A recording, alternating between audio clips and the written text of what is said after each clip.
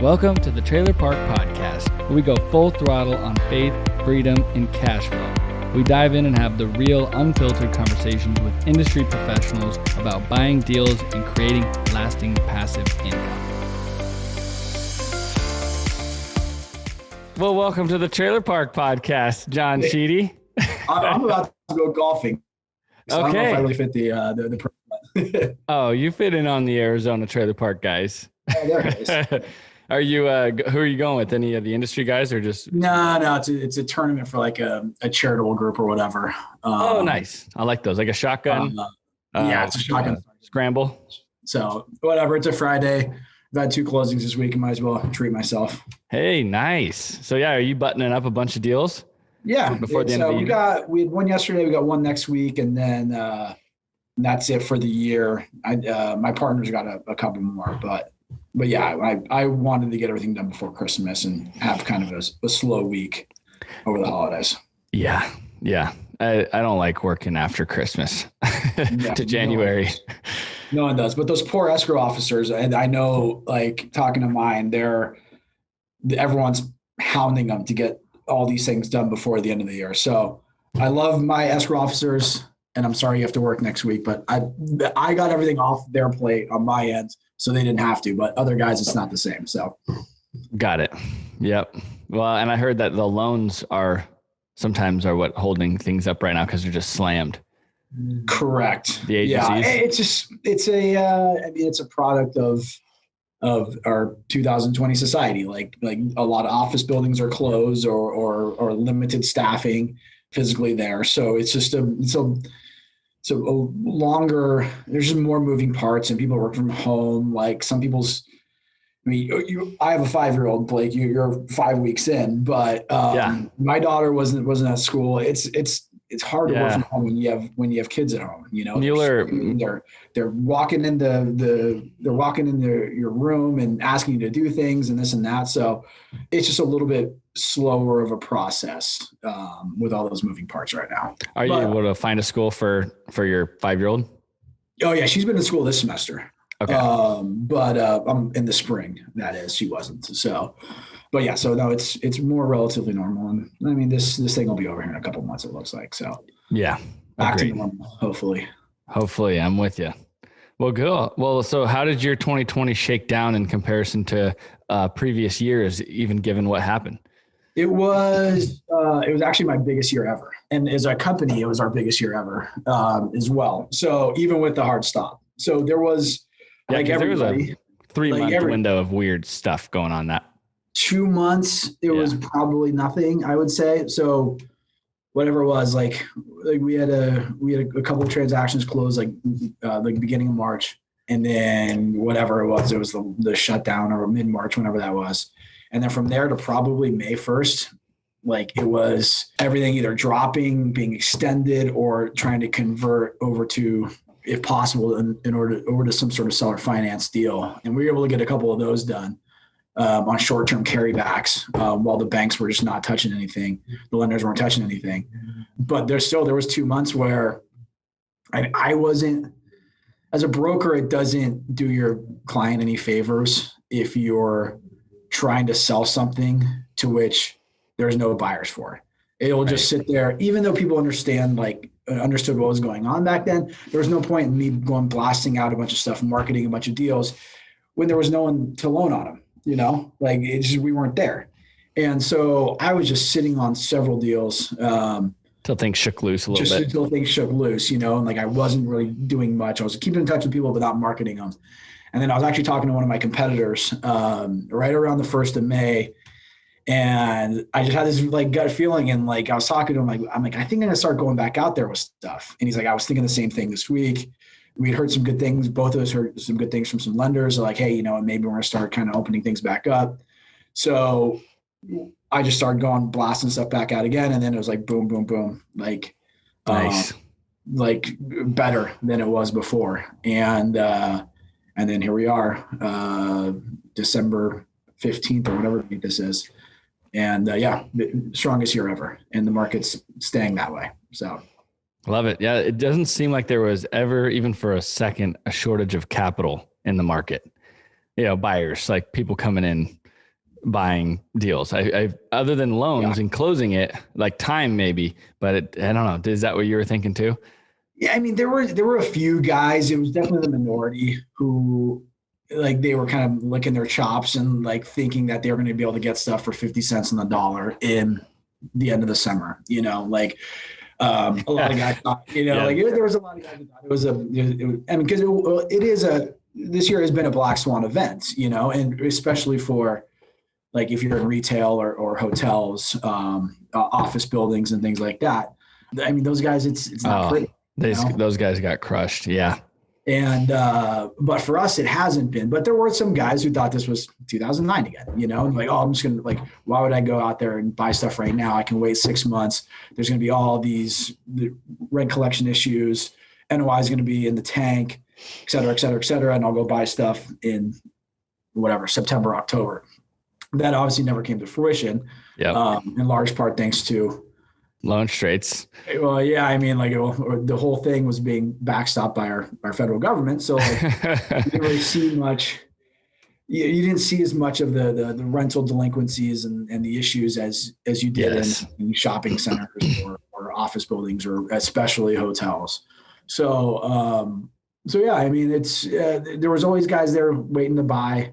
A few guys missed out on some stuff because they were expecting the bottom to drop out, but you know, no one's perfect. You know, I don't blame guys like that. You know, I have younger guys working for me, and like end of March, I was telling them like, do not spend, don't go buy a new car, don't buy your girlfriend anything nice, whatever it is. Like, we could be looking at like maybe 5 or less transactions the rest of this year. The way things are shaking out now, like this was end of March.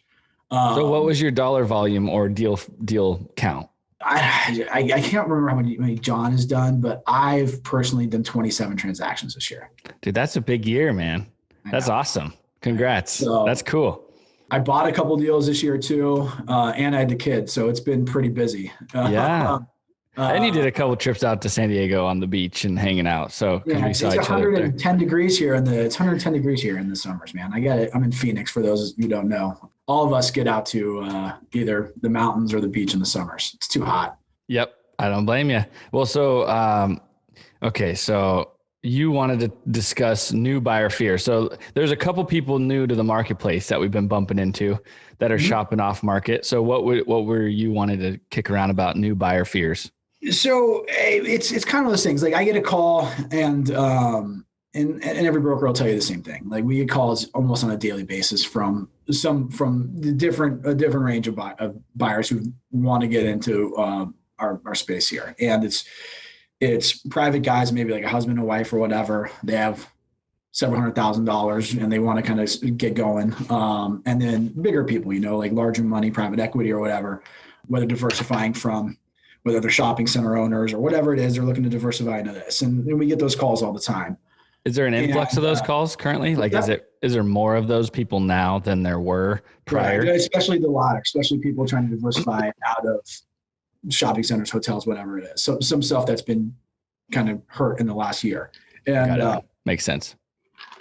So to a degree though, a good percentage of them call me and probably 90% of them, nothing ever happens. Like I put them on my list, you know, and like never make an offer, some stuff like that, and they never make an offer. They never buy a deal.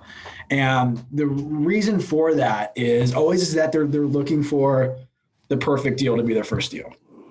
And I tell people, I'm like, if you're looking for the perfect deal, if you're looking for the 100 space, 9 cap, city services, and amazing with low rents, like you're like, unless it's a unicorn type situation, like you're not going to find it. And I tell these guys too, like, and if I do come across a deal like that, like I'm probably not going to go to the guy who's never bought an apartment. So, because I have these 50, 80 other owners who've used me to sell their parks and vice versa. Like they would kill me if I just went to someone who's never done it before. Well, and you're probably going to be partnering on one of those deals with one of the buyers that, you know, but, I'm kidding. These guys who've never done it before, I tell them this, like your first deal is never going to be a perfect deal. Our deal wasn't. Yeah. I mean, what was that? One in Colorado? Brighton, Colorado, 28 spaces. Yeah. Like a one, you could maybe push it to a 2-star. Yeah. I heard more of a 0.5 star. Yeah. And the city hated us and had a well. Ooh, yeah. But it made money. We bought it for $600,000. We sold it for $1,325. I mean, time heals all wounds in real estate. You know, like even if you buy a deal that's a little bit rougher, it's simple math. You know, like you're paying down the debt, you're hopefully increasing rents over time, and you know that's how it works. So we raise the rents. If you're expecting 20% cash on cash in your first deal, like it's just not going to happen. Well, and then it ends up doing. And we bought right. It was 2009 when we got that deal. So the market has been trending in our favor, but we raised rents from like $350 to almost $600. Yep. Just say $590, but we just did normal bumps, like $30, $25, $30. Yep. And we had it for almost 10 years. And so like I send out my listings and whatnot, and people look at them, and these new guys call me, and they're like going over every detail with a fine tooth comb. And like, I tell them like, I don't know. Yeah. If you've seen Risky Business, like a long time ago, movie, like in the early 80s, you know, like there's a line. It's like sometimes in life, you just got to say, what the fuck? And go for it. You got to go for it. You know, you got to take a jump. If you're just sitting there. Analysis paralysis. Exactly. And so most of these guys just don't have that moment. It doesn't click for them, and they never do anything. So for the new guys out there who want to get in, like the first deal is not going to be perfect, but you go in, you buy your first deal. What's the difference between like 8% and 9% cash on cash? It's not much. Like you're going to miss out on what we are doing in this over 1%, you know, like it's, or a couple $100 a month in debt service. Like it's dumb. So go in, get your first deal done, get your feet wet. It's going to help you get more deals, because then now us brokers, you're serious. We see a tracker. This guy's serious. He's actually buying stuff. Yep. And then that gets you in the rotation to get more deals down the road. I think that's good advice. I think that, you just kind of have to at one point take the risk and jump and buy a deal. It almost like doesn't matter as long as you're in a decent area and you have a story and some type of plan to execute on, whether it be fill up or rents or whatever, get in. And then you never know, like, I've been excited about 5 caps this year because we got 3% rates, you know, like for the first time, I'm like, yes, it's a 5 cap. Yep. We could do it. You know, I mean, how many, like there's dozens of deals you passed on in the last 5 years. I'm sure that looking back now and like, why the hell didn't I buy that? But totally. We wish we bought every single one of them that was in a decent area and even on the outskirts. Hindsight's 2020, you know, like, I mean, no one really we were all sitting here for the last 5-6 years expecting interest rates to climb. And we're like, oh, like these interest rates are 5% or 6%. Like we expect them to climb back up to their traditional level, more in like the 6s and the 7s. Yep. And here we are, like, I mean, you're getting sub 3% on agency deals, or some people are getting. So yeah. We're at 3.0 FAR or 5. Yeah. I mean, 4%. Yeah. That 4%, high 3s I've seen on bank debt. Like those numbers were unheard of. And if we knew that 5 years ago, like you said, like everyone would have bought everything. But and it's always like you guys got to figure out how to make the deals work at the time. And so they're still working with the cheap debt at 5 rate. Or I've been hearing that like 4 caps are becoming very real, you know, for nicer deals and even sub 4. So yeah, I heard a great quote about like this industry or real estate in general, which is you don't wait to buy real estate. You buy real estate and you wait. Because I mean, look at the stuff we bought down in Tucson years ago, and now it's worth so much more than 35,000 a site. So it's, it's awesome. These guys just got to go. You got to go for it. Like, I'm not a big owner. Like 90% of what I do is brokerage. I own small parks, and for the first ones, it's terrifying. You know, like it's scary. It's a lot of money. It's usually you're gonna have some sort of personally guaranteed debt, like through a bank or whatever. Yep. But I mean, that first small park I bought it's a 24 site park up in northern Arizona. I mean, it's a senior park. It's really, really easy to run. I'm going to own that thing the rest of my life, you know, and it was scary signing those papers, but as long as you like know your stuff, You've done the research, you've done the inspection, the proper inspections on the property, which if you've gone far enough to call me, you know enough about that to do, then just go for it. You know? Or actually, one more thing on current things. Is there a new trend or buyer or seller mindset where there are a bunch of older guys that you could talk into selling going into the end of the year because of the tax horizon or anything like that? There was some fear over the election for sure, and a rise in capital gains. That a lot of that fear has subsided. Like Biden won, but it doesn't look like the Senate is going to turn.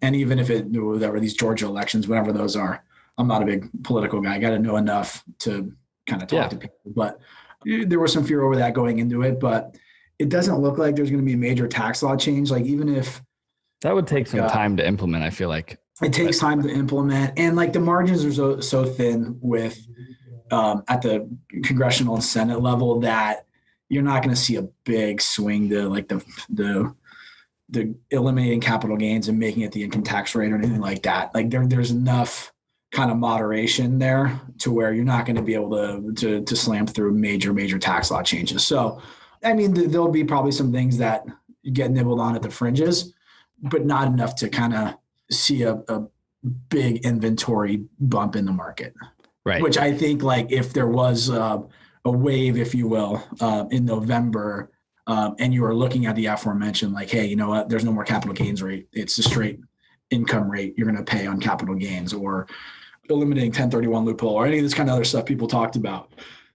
There would have been a very large supply boost at that point. Well, I think it was great for brokerage. Yeah, I know. Well, there would have been a big boom for like a year and then nothing. But I mean, it's most of the same stuff. You know, like brokerage has always been 90% of the time. It's either like the three Ds: death, dissolution, or divorce. You know, and that's the majority of what we see. Like someone's getting older, someone just passed away, and the kids have it. Partnership issues, or some sort of change in. Me and my wife are getting divorced. We need to liquidate these assets. You know, those are the three main drivers of sales. And then it also like the pricing does help right now. How much the cap rate compression has been. Right. So anyone who is maybe would have waited 3 or 4 years until they got older and wanted to retire, be like, yeah, you know what, maybe now's the time. I can get this good price instead of waiting 3 years. Do it now. Do a lot of people, I asked this question, I had Ian Hilpil on yesterday from Florida, with Capstone. And I'm curious to hear your percentage of people sellers that you are able to sell their mobile home park. How many of them do an exchange versus cash out? Like those guys do probably, as you know, like most of my stuff is in like the $1 to $5 million range. I'm not doing a tremendous, I do a lot more kind of volume and less of like the larger institutional stuff. And I think even those guys do like on the average per deal size, they're probably on the next level above me. But the majority, it's probably 50-50. Okay. I don't really see, like when you deal with a $2 million deal, $2.5 million deal, it's mostly just a mom and pop who's ready to retire and take their money, you know? Okay. Now he said, what was interesting is he said 75% off of his just kind of off like a gut reaction was 75% did not exchange. And I'm like, dang, that's crazy. Yeah. I mean, I would say the majority of them do not exchange to another park. I'll say that. Okay. But they'll exchange. Like I would say 50-50. Like I generally, my clients are kind of like, hey, are you sure you don't want to exchange at least part of this thing? Go buy a couple houses or something, you know, like keep some income coming in, even if you got to pay a boot or whatever. And when I bring that up, I'm like, you don't have to go buy. A lot of these like unsophisticated owners, they hear like kind exchange and they think they got to go buy another trailer park. Right. And so when I tell them, I'm like, no, you can go buy your neighbor's house and rent it out if you want to. Right. You're like, oh, really? And then they kind of dig in a little bit more work. You dig in and maybe not the entire exchange up, but at least part of it, you know? So it's probably about 50-50. Maybe Ian's right. I don't track that stuff like on a per deal basis, but it's probably somewhere in that range. I would say 50-50. Okay. So then there was a couple of property tax things so we're kind of starting to spread our wings across different states and start to build out our understanding of how many deals are in Texas and Florida and a couple others, the Carolinas. So do you have a preference from a brokerage or from an ownership side on states like Texas? And then do you have any concerns like property taxes? Like Texas, I've heard property taxes are super wonky on the fact that there's non-disclosure. So there's like this dance and run around with the government trying to figure out what the value is. And now I'm hearing that there is some scary stories going on where they're just reassessing at like market value and sending you a tax bill.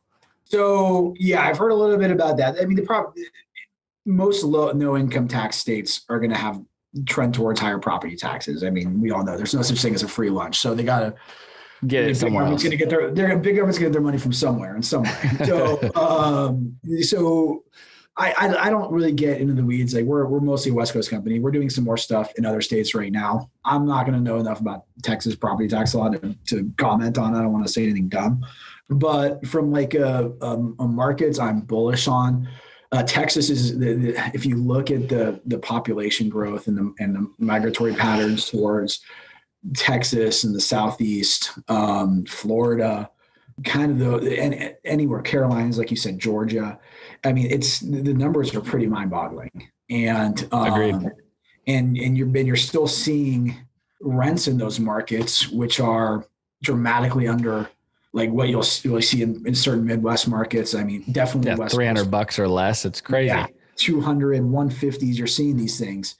And you're like, why? You know, like why are the rents in this suburb of Atlanta $150 or right. Phoenix, and I haven't seen a rent under $300 or $350 in like 2-3 years, you know? Yep. And so when you see that, you're like, okay, there's some big potential like in some of these markets, and more and more people have started kind of paying more attention out there. Our business holds, like you said, I think we've had these conversations over the years as well. It's just one of the great things about our business is the scarcity of parks. And it's like Bitcoin has been in the news a bunch recently, you know, and like one of the attractions to Bitcoin, and I'm a crypto guy. Yeah. How much do you have? So did you buy more going into this storm? I did crap? When during the height of the pandemic and the social unrest and all that kind of stuff, I did kind of move it up. Did you buy any physical gold as well or anything like that? Okay. I'm not a big gold guy. Okay. We're going to get in the weeds here. We don't need to get into this. But my point, I like getting in the weeds. This is trailer park talk. I know. We don't need to get into the crypto talk. We can do that over drinks at some point. But like, I was going to the Bitcoin thing is like the thing with mobile parks is the scarcity of them. And there's only this many amount. They build less than 10 per year, whatever. 2 or 3 times that get bulldozed over and redeveloped into something else. So, I mean, that's the great thing about our business is the scarcity, and everyone's going to want their seat at the table over the next 5-10 years, because the mom and pops, like we're sitting here on your Arizona focus, you know, 20-30 deals left in Arizona. I can see her look at my database when I started 7-8 years ago, and I look at it now, and the amount of one-off owners, like mom and pops families, it's 75% less or whatever it is, you know, like I don't know the exact numbers, but back then I could call 150 or 200 Phoenix area private owners. And now it's, like you said, a third of that at best, you know? So, and that's going to be across the country here, because you think we're going to see more development? I do. As the prices get higher, it makes sense that development would make sense. Yeah. Yeah. It would make sense. It pencils out. Like if we can make them nicer, get it approved. If you're going to pay $150,000 a space for a nice 4-star park in a major market, then like it makes sense at that point. It pencils out better to go then build one. Yeah. The question is going to be, is who's going to let you do it? And if the city or whatever, let's say city of Phoenix, wants to do some sort of manufactured modular development, Are they going to want it structured like our business? Or are they going to want it a land lease community? Or they say like, we'll do the mobile home thing. We'll do the manufactured modular home thing, but we'll do it through a home builder, let's say, who's going to sell off the lots with those homes. New visitor. Right. And then that's not what we do, that'd be great for the manufacturers, but condoed stuff. Which I feel like we actually were talking to a land guy, and we're going to continue a dialogue, and he's got a bunch of land up in, let's see, northwest Phoenix. So up off the 303. Mm-hmm. And he was all pumped up on the fact that we could do some condoed and some for rent land lease stuff. And that way you could kind of appease them, and you could maybe spend a little bit more money on the gingerbread, or whatever finish work on the homes on the for sale product, but then stay cheaper on the pad rent land lease stuff. And that's kind of stuff is like beyond my pay grade. And like, I hope so. Like if there's more for me to sell, like, right. Like, come on. That'd be cool. I have a lot of friends in commercial real estate here in Phoenix, and whether they're in apartments or retail or whatever it is. And like, they're constantly adding supply, new apartment buildings, self-storage. If you're in retail, like a CVS or a fast food restaurant, whatever, I mean, they pop up on every corner every week. Whereas ours just dwindle, which makes that kind of brings us back full circle, is that as an owner like you, as a broker like me, we got to kind of keep our eyes open maybe to some other markets. Or else there's just not enough. We're just going to run out of supply, Yep. I'm with you. Okay. Well, last and final question, and you got to go, right? 8:30. Yeah. I got to hit the range beforehand, man. I can't embarrass myself. Are you doing a Devil John Daily? Yeah. No, not to worry. Like the golf course is never closed out here. So I was able to work on my game this year. Oh, not to worry. I still suck. All right. Well, okay. So my question I'm going to ask everybody, because it's fun, and this doesn't have to be trailer park specific. So hypothetically, you have $10 million. Mm-hmm. You just pulled out of thin air, you inherited, whatever, and you're going to invest it all. Are you going to? So how would you allocate the $10 million? Well, I don't want to get back into the whole cryptocurrency. Well, no, just give me like a percentage. Like, would you go 10, 20% into a crypto? Would you go, and then just keep going? You don't have to dive into it. Yeah, I mean, I would probably allocate my specialty. What I know are these sorts of deals, mobile home and RV park deals. And so would you buy more RV? I would probably split it 50-50 RV and mobile. It's gotten a lot more tighter, a lot competitive with MH stuff. And there's so much operational upside on the majority of the RV parks I sell. And not to mention the rents. It's easier to bump rents in a lot of markets too with RV versus MH. So I would probably go 50-50 MH RV, not transient RV, like not 50 people out every night, more like major metro RV. Yeah, like either permanent RV parks or snowbird, where the length of tenancy is a 6-month minimum or whatever. So I would probably do all right, $10 million. That's the number. Yeah. So when Bitcoin's worth $1 million soon, I'll be right there. I'd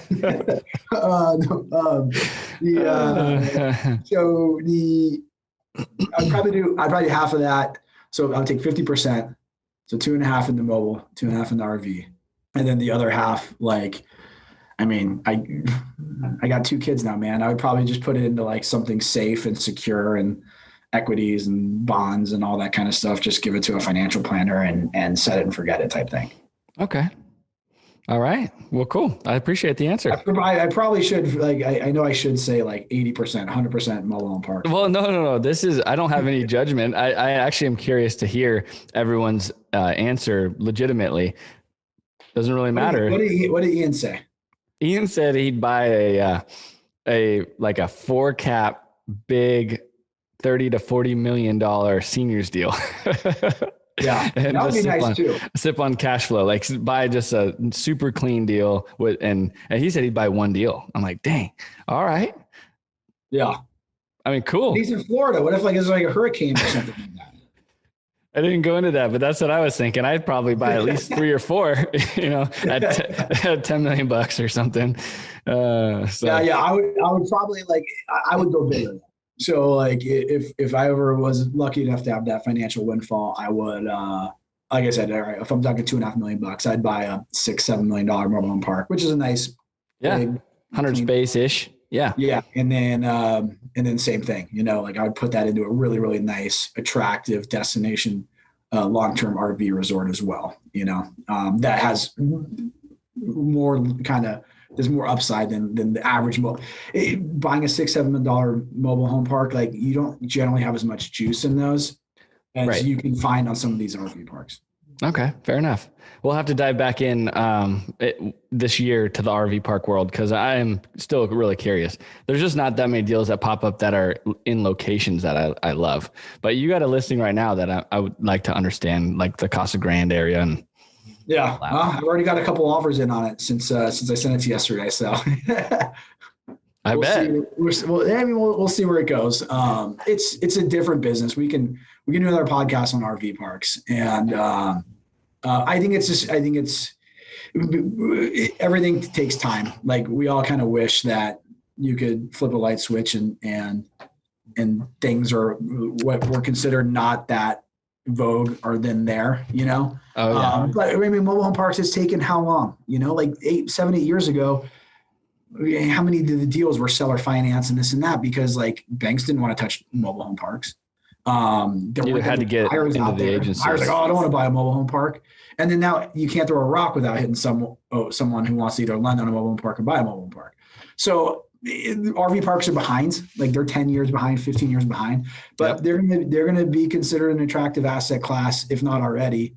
Some of the guys have started diversifying into them, And they did way better through this than I would have ever imagined. Oh. And the RV sales, bro, you can't buy a freaking RV. Like, I mean, just now I feel like you might be able to go to a dealer, but they're like high priced, like out to get you. Cause they're having trouble making them in a decent amount of time because the factories and all that. So it's an interesting little deal. People think about RV parks and there are some RV parks that fit this description, but they think of an RV park like a KOA on the side of the freeway where you have your 100 sites or whatever, and then you have 75 new people traveling from the Grand Canyon to Mount Rushmore or whatever, and you're checking in 75 new rigs every night. They stay overnight, they take a shower, they do their laundry, and they leave the next day. And then you got 75 more people coming in the following night, et cetera, et cetera, et cetera. And there are RV parks that fit that description. But they're probably great. Yeah, I mean, they make a lot of money, but they're extremely management intensive. Yes. But then you have that's only like 20% of the RV parks, and those are only in remote areas, like I said, on the side of the freeway or whatever. Yep. But then the majority of them, especially nowadays, with because of two factors, because of the housing crunch, as well as RVs now being more livable. Yeah, I mean, you're not getting a little camper where you like hit your head every morning going into the shower. These are huge fifth wheels with slide outs. They're like small homes. And so between that and the housing crunch, most of the RV parks now they're mobile home parks with wheels. Most people live in them and for an extended time. You can count on your rent coming there at the first of every month. If not, like getting rid of them is a lot easier than most jurisdictions, mobile home parks. And so it's a really attractive business. And like I said, we can get into this. Yeah. But no, I love it. We'll get into it. But like, don't think of RV parks. And when I talk to the people, it goes back to the first thing, and then we'll wrap it up. Transient. Like, don't think of RV parks as like I'm sitting here having to back people in the middle of nowhere. Yep. Every day for the rest of my life. Like a lot of these RV parks, they're just like apartment buildings, just like mobile home parks. So. Yep. All right. Well, hey, John Sheedy, appreciate your time and you being on the Trailer Park Podcast. Thanks a lot. Man. And I'm looking forward to getting together. We're going to be kind of meandering around Arizona soon. Yeah. Tell the wife and the new baby, congrats. And all you guys stay healthy and safe, and we'll catch up soon, man. Hey, thanks. You too. Tell everyone I say hi as well. All right. See you, dude. All right. See ya. Bye. All right. That wraps up the Trailer Park Podcast. Hit the subscribe button for some more great industry professional conversations about buying trailer parks.